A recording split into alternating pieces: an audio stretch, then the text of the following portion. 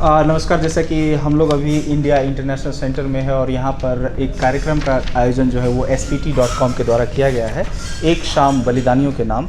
तो आज़ादी का अमृत महोत्सव जो हम मना रहे थे या फिर कहें कि अभी भी चल रहा है, उसमें देश के उन शहीदों को याद किया जा रहा है इस कार्यक्रम में, जिन्होंने देश के लिए बलिदान तो दिया, देश को आज़ाद तो कराया, लेकिन वो कहीं ना कहीं कागज़ में या फिर कहीं जो है वो दर्ज नहीं किए जा सके। मेरे साथ एक व्यक्ति हैं जो कि अभी फ़िलहाल जो है इस कार्यक्रम में मौजूद हैं। एक बार सर अपना परिचय दीजिएगा हमें अच्छे से। मैं Parvinder Kumar Singh, founder of UA creative line plus, and इसका सेकंड विंग्स जो है UA institute of art and design है।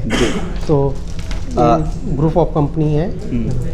अच्छा, सबसे पहले तो मेरा सवाल आपसे ही रहेगा, क्या कहेंगे आज के कार्यक्रम के बारे में, जिस तरह से याद किया जा रहा है हमारे देश के शहीदों को। अभी 15 अगस्त की पूरा स्वतंत्रता आंदोलन जो है जिस प्रकार से चला था, क्या कुछ कहेंगे? बचपन से ही हम लोग पढ़ते आए हैं कि जी हाँ, और क्या कुछ आपकी जो है वो आपका व्यू रहेगा इस पर? क्योंकि इसमें मेरा व्यू ये है कि जिस आज फ्रीडम को हम लोग जी रहे हैं जी, और ये बहुत आसानी से नहीं मिला, ये सबको भी मालूम है। और इन्होंने अपने जीवन को जो सेक्रीफाइस किया है, और नॉट सेक्रीफाइस, सब कुछ सेक्रीफाइस करने के बाद आज हम जो जीवन जी रहे हैं उनके बदौलत ही जी रहे हैं, ठीक है। और दूसरी बात है कि अगर वो उस समय अगर अपने आप को अगर समर्पित नहीं करते तो शायद हम इस कंडीशन में नहीं होते कि जहाँ पे हम अपने अभिव्यक्ति को व्यक्त करने के लिए भी किसी की परमिशन की ज़रूरत होती थी। और अभी हम बिल्कुल भी आज़ाद हैं और उन्हीं का देन है जो हम आज इतने फ्रीडम में एकदम फ्रीली एयर ले रहे हैं और सांसें ले रहे हैं। सर, आपकी एक कंपनी है UA creative line plus and UA institute of art and design, और इसके द्वारा जो है एक आर्ट कंपटीशन का भी जो आपने है हाल ही में ऑर्गेनाइज किया था। जी। थोड़ा इसके बारे में बताइए, क्या कुछ करते हैं आप इसमें? और जैसे कि आर्ट है तो कला के संबंधित जो है आप लोग पुरस्कृत भी करते हैं लोगों को, जी। क्या कुछ होता है? बेसिकली ये एक तरह का प्रोत्साहन है बच्चों के बीचों में जी, क्योंकि जो टीन एज है या बिल्कुल चाइल्डहुड है, उसमें क्या होता है कि बिल्कुल वो ऐसा होता है ना, जैसे रॉ क्ले होता है, ठीक है। जैसे आप उसको मोल्ड करना चाहेंगे मोल्ड हो सकता है, तो सेम ऐसे ही है हम लोग। और बच्चे क्रिएटिव भी होते हैं। क्रिएटिव, बिल्कुल। उनकी जो क्रिएटिविटी है, देखिए, जब तक आप कोई चीज़ ट्राई नहीं करते तो आपको पता नहीं चलेगा कि वो रिजल्ट होगा कैसे, ठीक है। एक तो फैंटासी वर्ल्ड होता कि अगर हम ऐसे करते तो ये हो जाता, वो एक अलग चीज़ है। और कहने का मतलब है कि अगर बच्चे को अगर शुरू से ही अगर प्रॉपर गाइडेंस मिले तो कहीं ना कहीं एक लेवल तक बच्चा ज़रूर पहुंचता है। और मेरा मकसद ये था, जहां पर सारे लोग पूरे देश में अगर जब अमृत महोत्सव मनाया जा रहा है 75वां, ठीक है, तो उसमें बच्चों का भी पार्टिसिपेंट्स बहुत ज़रूरी था। मैंने सोचा कि अगर बच्चे भी अगर पार्टिसिपेट करें तो अच्छा रहेगा, बट मैंने सोचा कि ये अगर आए भी तो पार्टिसिपेट करें तो कैसे करें। तब फिर मैंने एक आर्ट का फॉर्म लिया। उस आर्ट के फॉर्म के माध्यम से ज़्यादा लोग अपने, देखिए, बच्चों का भी अपना एक क्रिएटिविटी है, अपना विजुअलाइजेशन है, फ्रीडम को या फ्रीडम फाइटर को या और भी चीज़ों को किस तरह से सोचते हैं, वो जब तक वो पेपर और पेंसिल में बनाएंगे नहीं, कलरिंग करेंगे नहीं, तो आपको पता नहीं चलेगा, ठीक है। तो इस तरह से हमारे ऑल ओवर इंडिया से बहुत सारे पार्टिसिपेंट्स आए हैं।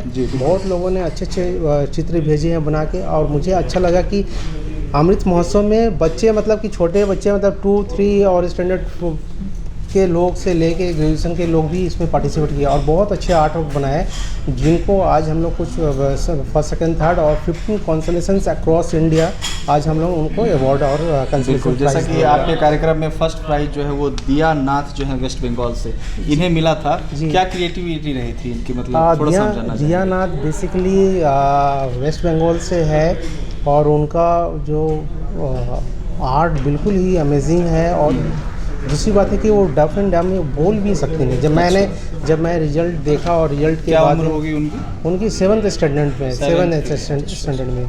तो जब रिजल्ट आने के बाद मैंने सोचा कि मैं सब कंसिस्टेंट से जो विनर्स हैं उनसे एक बार बात करूं। सबसे तो मुश्किल होगा बात करना, बट कुछ लोगों से मैंने सोचा बात करने के लिए। जब मैंने फ़ोन लगाया तो फिर पता चला कि she can not talk and even she can not listen also. तो मेरे को रिग्रेट तो हुआ, बट मतलब कहीं ना कहीं ये गॉड गिफ्टेड था कि देखिए, कहीं ना कुछ नहीं, आपको एक्सप्रेस करने के लिए अगर आपके पास वॉइस नहीं है तो आपके पास ऐसा विजुअल है कि पूरा आप दुनिया को आपने मैसेज दे दिया है। बिल्कुल। ठीक है, ये मेरे लिए बहुत अच्छी बात बिल्कुल। और बच्चों की जहाँ तक बात है, वो आजकल जो है कहें कि हम लोगों से भी जो है ज़्यादा जो बड़े हैं उनसे भी आगे तक जाके सोच सकते हैं, सोशल मीडिया का ज़माना भी है। अंतिम प्रश्न मेरा आपसे रहेगा सर कि ये जो कार्यक्रम आप आज यहाँ पर आए हैं और ऐसे कई कार्यक्रमों में आप जाते होंगे, क्या अंतर नज़र आता है आपको ऐसे कार्यक्रमों में? और जिस तरह से हम लोग देश के बारे में जान रहे हैं, अपने शहीदों के बारे में जान रहे हैं, क्या कहेंगे देशवासियों को? और इस जो आज़ादी का अमृत महोत्सव हम मना रहे हैं, देश के लिए क्या कुछ कर सकते हैं सच्चे मायनों में अपनी तरफ से? देखिए, मेरा कहने का मतलब है कि अगर आप सिर्फ कंट्रीब्यूशन अगर देना चाहते हैं, ठीक है, देश में, तो हर कोई चाहे किसी भी लेवल को, चाहे बड़े हो, चाहे यंग हो, चाहे कोई चाइल्डहुड में है, सब लोग अपना अपना कंट्रीब्यूशन दे सकते हैं।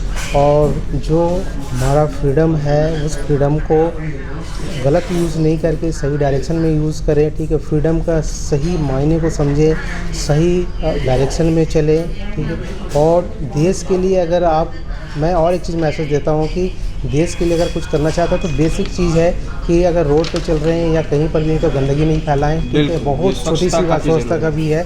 ठीक है, अगर इतना कुछ ज़्यादा नहीं कर सकता है, एटलीस्ट जो है आप रैपर्स वगैरह जो है रोड में नहीं फेंके, उसको डस्टबिन में डालिए। ये भी एक तरह का मतलब कि सपोर्ट के लिए सपोर्टिंग होगा, देशभक्ति ये भी है। ठीक है